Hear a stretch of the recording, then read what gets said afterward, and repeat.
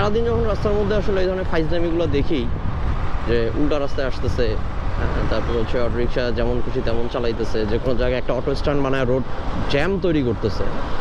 তো এইসব দেখার পরে যখন সার্জেন্ট আসলে আমার গাড়ি ধইরা যখন আমাকে প্রশ্ন করে যে হেলমেট নেই কেন, তখন আলটিমেটলি আসলে এইটা বলতে ইচ্ছা করে, যেটা ফাইজলামি মারাইতে আসছেন আপনারা ভাই।